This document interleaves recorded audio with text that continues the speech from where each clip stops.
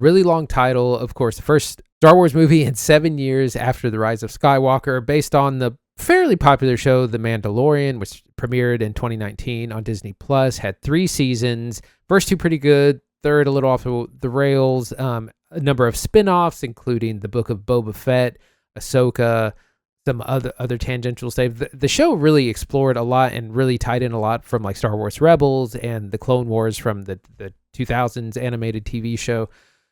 So here we are with the Mandalorian and Grogu together. They're a team. Grogu is incredibly cute. The cuteness works every time. I thought it was going to be a gimmick, but it really does work. The Mandalorian, like in the TV show, is sent on a mission to rescue Rada the Hutt, the son of Jabba the Hutt, who you may know from Star Wars. Rada is a gladiator in this kind of reminds me of Thor Ragnarok, where he's a prize fighting gladiator. He's reluctant to go because he's like, I'm cutting my own way. I'm making my own way out here. I'm not in the shadow of my father. Rada the Hutt is voiced by Jeremy Allen White in the like most dry kind of phone it in performance, which is not his fault because we've seen an interview where he said, hey, they didn't have anything filmed. They told me just read it straight. And, he asked him if wanted to do like a weird voice or like get a little gruff. And they're like, no, just read the line, kid. Just read the line. So that's what he did. And it's a little dry, but they go on a big adventure to rescue Rada the Hutt. They run into a number of obstacles, some underworld people. There's some other people chasing them. There's a couple of other Hutts who either the twins they call them that originally send Mando on this mission. Lots of action, lots of violence, surprisingly violent for this movie. That's largely for kids. A little long at 2 hours and 10 minutes, but lots to talk about. Zach, what'd you think? I didn't like this movie, and I think most people don't for the same reasons I don't like it. It's not all bad. I want to start with that. It's not all bad. Like there are things in this movie that are kind of good a little bit. Great production design, like very good looking movie. Really cool practical effects with miniatures and puppets, some stop motion by stop motion legend Phil Tippett towards the end, which is really cool. Great soundtrack. Ludwig Göransson, like turning it on. Yes, like Ludwig. Fun Saturday morning cartoon adventure. You know what I mean? Open and close. You don't got to know a lot going in. You don't need to come back for the sequel next summer. It's a very full, rounded, have your cake and eat it too sort of 90-minute Star Wars movie. But man, there's just such a unique lack of character in this film. And it's not just because Mando wears a helmet and you can't see Pedro Pascal under him. There's no hero's journey. There's no growth. He doesn't change at all from the beginning of the movie to the end of the movie, nor does Grogu. He also doesn't have a lot of like emotion. Like there's just not a lot of character. He's just kind of a wooden stand-in. And then our supporting cast, Sigourney Weaver and Jeremy Allen White, are awful, very poorly directed, which is weird because Favreau's done a lot of movies, but like he just seemed to not really put in any effort on set and tell them like how to. Well, Jeremy Allen White's case, like he said, he did an interview with ABC where he said he did this months before the film and like really just explained he phoned it in. Like he said he didn't think this was what it was. Messy, like a messy production that came out looking pretty polished by the end. Sounds good, looks good, but like the actual script is just bad. It's just bad. It's not interesting. It's not fun. The character does not grow. We do not overcome any great difficulty. It's like a 90-minute screensaver or something. It's weird. This film is exactly kind of what I thought it was going to be. So I'm a little bit more positive on it. Not much. The first half I think is really solid. It's got a really great opening scene. This is where you've seen in the trailers with the big AT-ATs on the side of the mountain. They get assaulted by the Mandalorian himself, just like whooping everyone's ass for 10 minutes. There's a ton of action in this first opening scene. I was like, oh, we are cooking. And then it goes into video game mode where it's like, well, I need you to go here and do this, and then so you can go here and do that. I still think it's pretty solid in, like I said, that first half when we get to the Shikari system is where Rada the Hutt is hiding out, and we got to find him, and there's some other bad guys, and you got to do some of that sleuthing First hour I think is solid, and then the second hour just drags on forever. It's so long, and again, you get more video game stuff where it's like, well, you got to go here and do this, so you can go there and do that. Is a lot of action, but then about halfway through the second hour into Act 3, there is like it just hits the brakes, and there's like a 20-minute side quest for Grogu that just slows down. It's like the slowest part of the movie, and it's long. Like if you're taking a 6-year-old or an 8-year-old or a younger child, like I was like, they're gonna be bored after 70 minutes. And this just kind of goes on too long, and it just is all over the place on that second half. And the end, it's like someone took all their Star Wars toys and just dumped them out on the screen. That's kind of what happens. Just throw it in. But I think it works for what it is, a spinoff of a TV show. A lot of people are upset because they were expecting, is Ahsoka going to show up? Is the Darksaber? Is Luke Skywalker? Is all these people going to show up? None of that happens. It's exactly just the Mandalorian and Grogu. You don't get any of this. Apparently, it seems like they were scared to touch any of the larger canon. They don't want to accidentally have to tread on that. So they're like, we're just going to leave out all the big figures. Yeah, I think the first act is where you get your best part of the film, I think, because you get a few different planets, a few different settings. You get some new music themes from Goranson. He goes, Mando goes to this kind of tech city, and there's this like low EDM track that's kind of bumping under things, and you're like, okay, all right, yeah, it's a little video gamey and it's a little side questy, but it works. Like I'm getting there. We're hitting light speed. We're going in the tunnel with the blue lights. Like, don't touch that button, Grogu. Whatever, it's fine. Like, it's good. And like you said, great opening, very strong. I think that's where you see most of the best parts of the movie. It's pretty good looking. You get some new settings. Notably, Mando's armor is pretty reflective, and you never see an inch of green screen or like blue reflected in any of that. Everything looks so clean. I know this is a lot of volume stuff. It's a lot of soft light. And that's what you realize in Act 2. Like, for all the stuff to look good in Act 1, by Act 2, you're like, wait a second, there's like no hard shadows in any of this. And it definitely looks like a lot of it's shot for TV. And that's been the big criticism, I think, of this, is that this is secretly an adaptation of what would have been another season of Mando and Grogu, a la Moana 2, right out of the Disney playbook, right? Moana 2 was going to be a series, and then they just adapted it quickly. Dave Filoni and Jon Favreau, who wrote this together, swear up and down that is not the case. This is a wholly unique thing. But some have been quick to point out that this has echoes of other Clone Wars stuff that Dave Filoni has written before. Like this kind of looks similarly to other films or episodes of that show that he's done. And more importantly, it's structured like a TV show.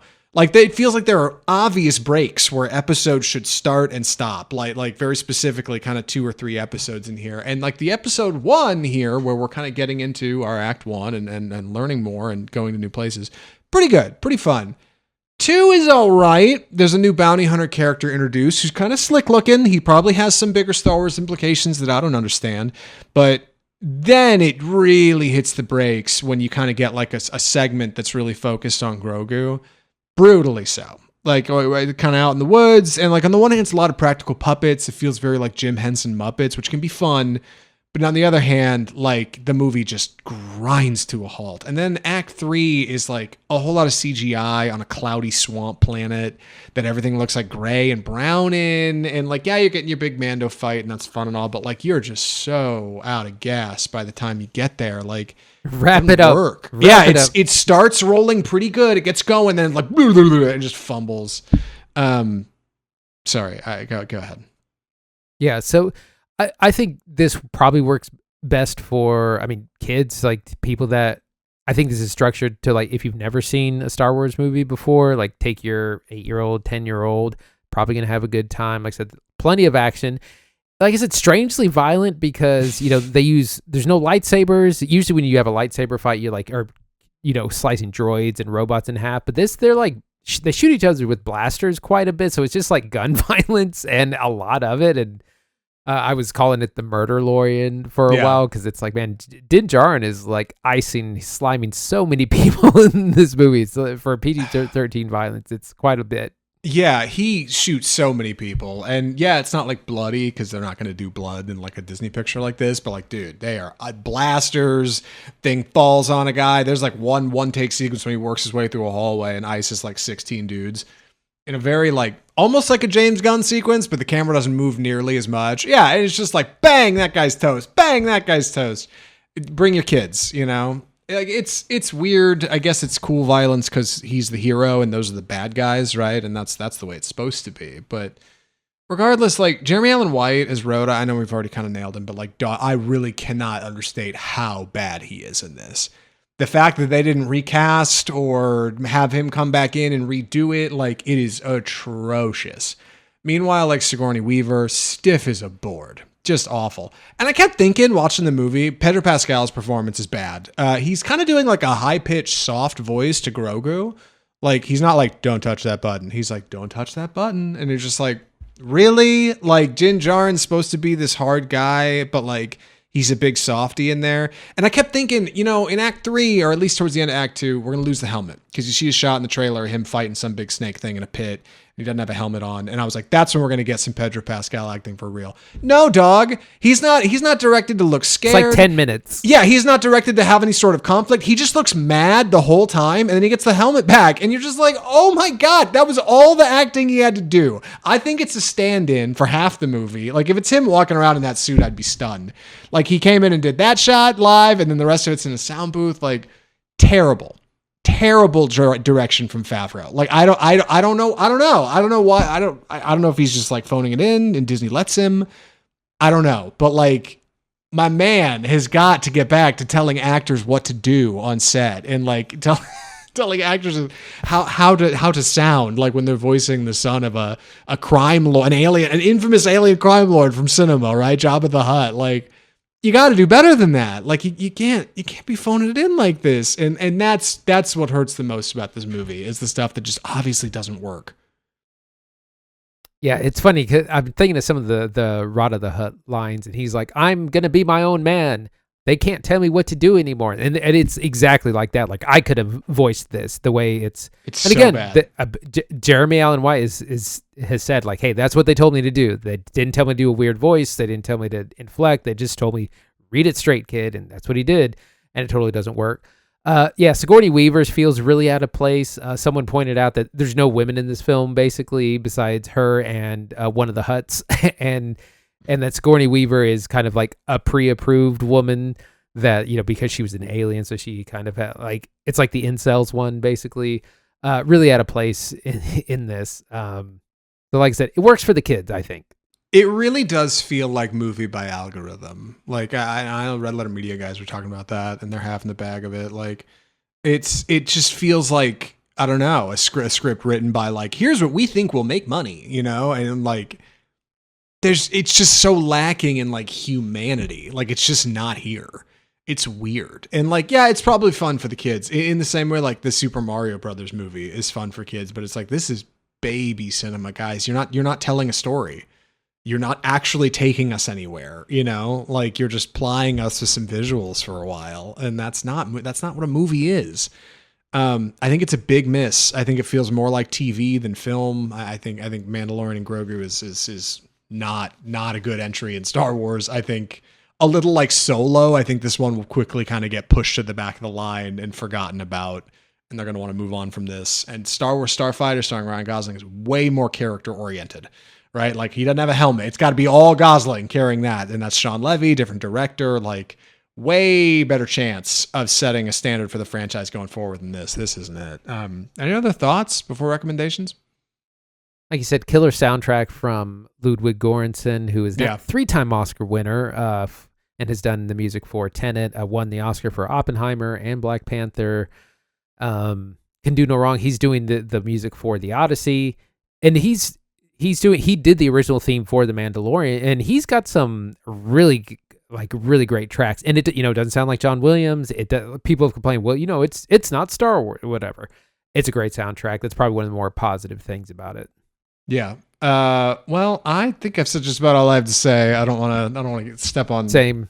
I don't want to step on any toes, but like all I've been doing is stepping on toes. Andy, would you recommend The Mandalorian and Grogu? I think if you need something to take the kids this holiday weekend, it's fine. That's what it is. It's for general audiences. It's not for the diehard fans. It's not going to maybe bring new people in. If you're on the fence, save it for streaming.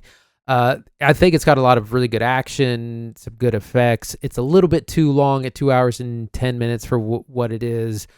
This it's not much of a story. Feels more like a video game RPG kind of thing. So save it for streaming. Hard pass for me. Don't waste your time. This is a total miss. Oof. I don't think. Yeah, they shouldn't put this in theaters. This should have gone straight to streaming. It'll do fine on Disney Plus. If you're really curious, watch it when it gets over there. I mean, it's I guess it's like a shortened season of The Mandalorian, like 2 hours 10 minutes. But like, nope, not worth it. There's a lot better ways to spend 2 hours than with this. This isn't it. This isn't worth your time. That's what I think. That's The Mandalorian and Grogu.